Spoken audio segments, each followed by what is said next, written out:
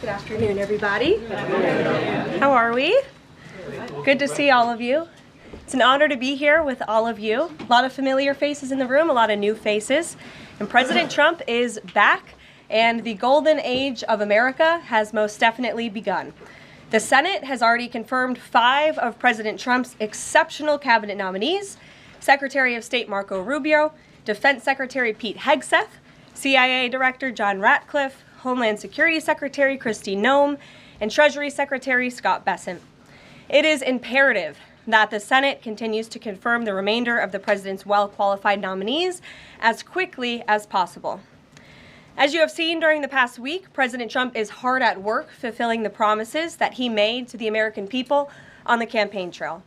Since taking the oath of office, President Trump has taken more than 300 executive actions, secured nearly $1 trillion in U.S. investments, deported illegal alien rapists, gang members, and suspected terrorists from our homeland, and restored common sense to the federal government.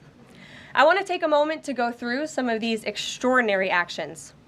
On day 1, President Trump declared a national emergency at our southern border to end the 4-year-long invasion of illegal aliens under the previous administration. Additionally, President Trump signed an executive order to end catch and release and finish construction of his effective border wall. By using every lever of his federal power, President Trump has sent a loud and clear message to the entire world. America will no longer tolerate illegal immigration, and this president expects that every nation on this planet will cooperate with the repatriation of their citizens. As proven by this weekend, when President Trump swiftly directed his team to issue harsh and effective sanctions and tariffs on the Colombian government, upon hearing they were denied a U.S. military aircraft full of their own citizens who were deported by this administration. Within hours, the Colombian government agreed to all of President Trump's demands, proving America is once again respected on the world stage. So, to foreign nationals who are thinking about trying to illegally enter the United States, think again. Under this president, you will be detained and you will be deported. Every day, Americans are safer because of the violent criminals that President Trump's administration is removing from our communities. On January 23rd, ICE New York arrested a Turkish national for entry without inspection who is a known or suspected terrorist.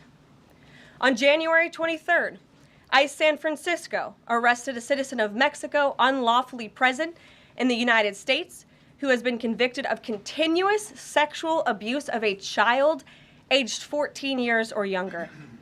ICE St. Paul has arrested a citizen of Honduras who was convicted of 4th-degree criminal sexual conduct with a minor. ICE Buffalo arrested a citizen of Ecuador who has been convicted of rape. ICE Boston arrested a citizen of the Dominican Republic who has a criminal conviction for 2nd-degree murder. This criminal was convicted of murder for beating his pregnant wife to death in front of her 5-year-old son. And ICE St. Paul also arrested a citizen of Mexico who was convicted of possessing pornographic material of a minor on a work computer.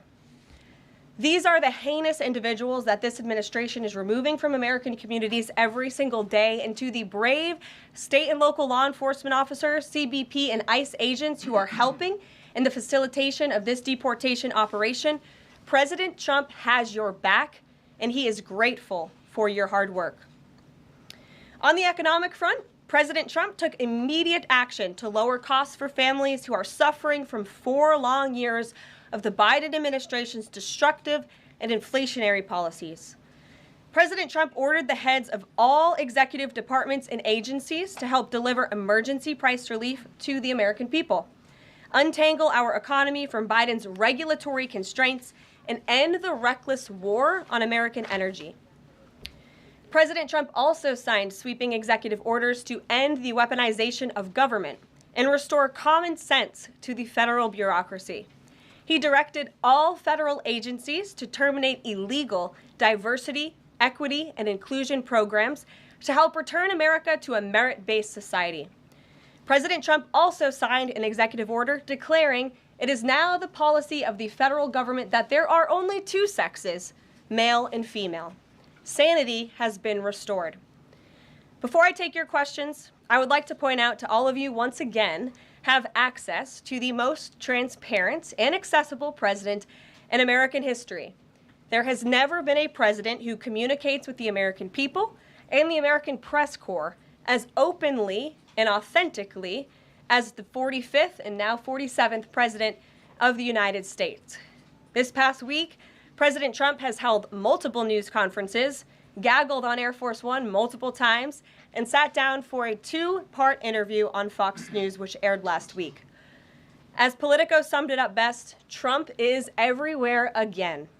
And that's because President Trump has a great story to tell about the legendary American revival that is well underway.